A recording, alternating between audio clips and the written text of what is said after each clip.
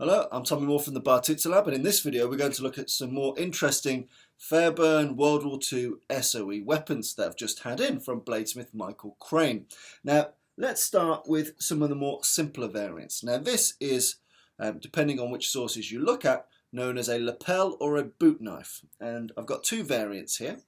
Okay, so you'll notice that they're very simple in their construction. So they've got a grooved handle here. This one has a flat blade, well, diamond shaped blade I should say, ending in a point. It is not sharp at all on the edges. It's predominantly a thrusting tool. This one is a little bit more spike orientated, so it's cylindrical. It comes down to a tapered point like so, and this one is just under a foot in height. And again, these are designed to be slimline. Some smaller versions are designed to be going into the shoe, into the boot. Bear in mind, people at this time wearing bigger, chunkier boots, or indeed smuggled away under the lapel of a jacket. So inside of a jacket, underneath the lapel, you can access these tools. They're designed to not stand out too much or create too much of a profile. So these are weapons of stealth and opportunity, and would be used by spies and agents in World War II, specifically SOE and the like. Now, anatomically, you can see these aren't sharp tools, but they are long.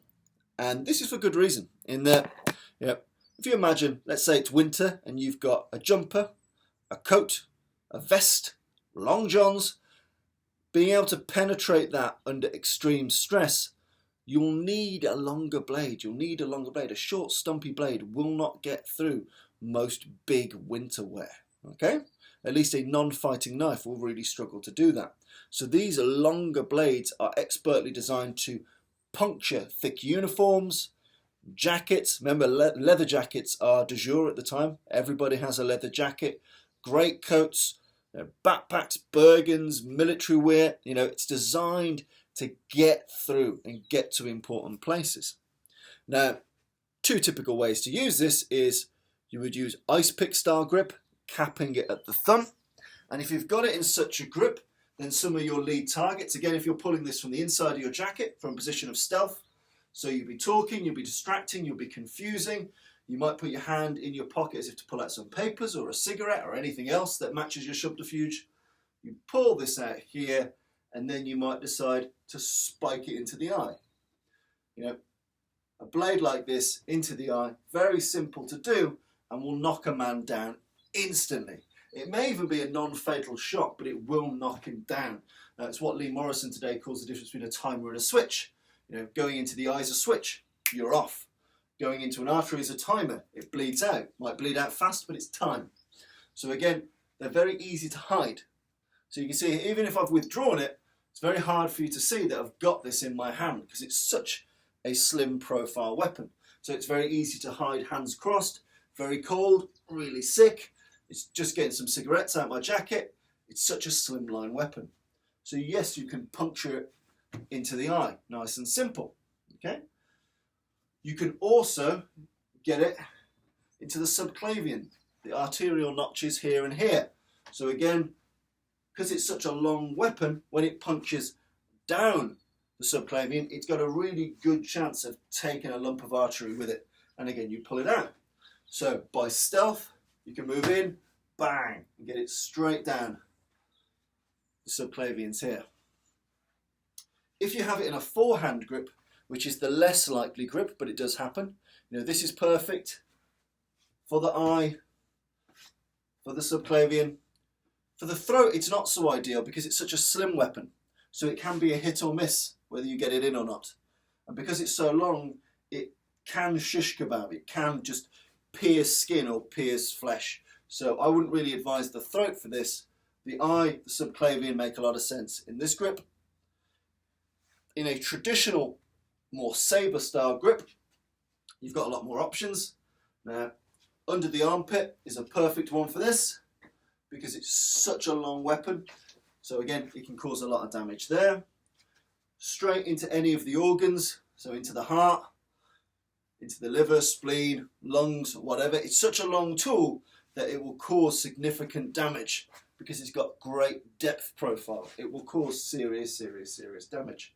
So again, more front on, you'd use this for organs up top, under the armpit, or a little bit closer from this ice pick grip into the eye, into the subclavian. But either way, it's a wickedly good tool because it's no nonsense. It's a thrusting tool of sufficient length and thickness and density to get through material, do the business, and be retracted without much fuss. So as a killing tool, as an assassination tool, absolutely the lapel knife or the boot knife of World War II, a really interesting piece.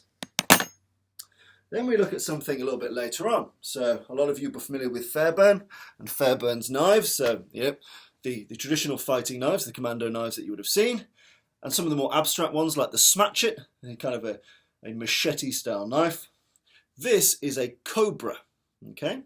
So this is a Cobra knife, and these were designed by Fairbairn after the war, when he started to work with some of the colonial police forces in Singapore and Cyprus. Not sure how this comes under the category of an anti-riot weapon. It'd be a significant bloody riot if you were pulling these out. But as you can see, it's about over a foot in length on the blade. It's curved, it's sharp. You'll notice that the blade gets a bit thinner at the top here. You do have versions that have a sharpened back edge, or the kind of immediate back edge here. You get some which are flat. This one is quite a snug grip for me. So this is built for my hand. Again, really, knives are a personal thing. You can get pre-made knives, but if you get them made for your hand, it's much easier. So it's much more difficult to have them taken off you because it's designed to fit exactly my grip. But either way, this is the Cobra. It's a sharp cut and thrust tool. It's a very interesting tool of the 1950s. Now, obviously there are a number of ways that this can be used. We don't have many surviving pieces of material as to how this would be used. We've got half a document at best. But you can look and you can do a bit of kind of forensic archaeology as to how it might have been used. So as you can imagine, a lot of work on this will be on the draw. How do I draw this in extremis? So if you've got too close and I've pushed you off, how can I draw the weapon? And I could draw the weapon with a cut. So I could draw and cut at the same time. So I've stopped you collapsing my range. That's very important. Put my hips back, draw the weapon, and that might allow me to cut across, diagonally up, diagonally down, but a draw and a cut. It's very well designed for a draw and a cut. But again, that might be just to make space. You step back when something like this is flying towards your eyes. Another benefit of this is it's got a very good slice on it. So if you end up in this grapple, as often you will in a knife opportunity, just placing this on a person and then ripping it out, it's going to cause some serious trauma because of the nature of the blade. The curvature of the blade means that when I place it on something, arm, leg, face, wherever, and pull and rip out, that, it causes some serious slicing damage, let alone what it causes on the cut. And you'll note that with the Fairbairn system, the cuts, forehand and backhand, absolutely match the use of the edge of hand blows. So everything you can do with an edge of hand blow, you can do with the Cobra or the smatchet. Another interesting feature, because of the way this is curved forward, if you're a more boxing orientated person, your boxing style techniques are quite conducive to thrusts. So if you imagine at the extension of my shot, I've got actually a pretty good thrust here. Hum, hum. So those snap thrusts, hum, hum, are very important, and you can pull those off and it will match a natural punching motion. Or if you end up very close, you can support the blade on the ridge and drive it in. You can grab your own wrist, you can brace it with your forearm. So if you end up in this situation, you can add extra drive and penetration power to the Cobra. These close two-handed thrusts or longer range snap thrusts or snap cuts. This is very good for a snap cut because of the nature of the blade.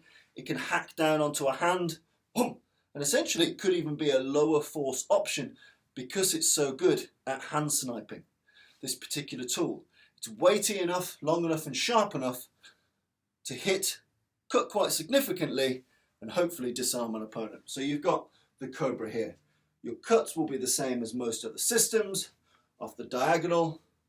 If you go in for a horizontal, bear in mind that because of the nature of the blade, it will as likely thrust as it will cut.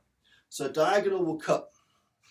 Horizontal, it may end up penetrating with the tip, just because of the nature of that blade. And again, diagonally upwards, it's rather well suited to a diagonal drawing cut, just because of the nature of the blade here. So it's got a brilliant thrust in long form and in short form. It's got a brilliant cut. It's also got a decent enough pommel that if you're in the close work, you can drive this in. It's long enough to cause significant damage and impact, but it's short enough to not make and thin enough to not clatter and bang around so much as a smatch it might have done. So it's a brilliant kind of middle ground between an original Fairbairn Sachs fighting knife, the smatch it. The Cobra kind of fits nicely in the middle of long and powerful enough to cause damage, but slimline enough to be wieldable, to be accessible, to fit in with the rest of the wear that you'll have. But it's absolutely a fascinating tool to play with. It's a shame we weren't left with more material about how it was used. It's rather kind of vague and confusing, half-written document as it is. But absolutely, get one, make one, give them a go. There's lots of Filipino style blades that are a little bit like this. This one is designed around the original Cobra, but give it a go. Fascinating tools. So the SOE lapel or boot knife and the Cobra. Some more things to play with.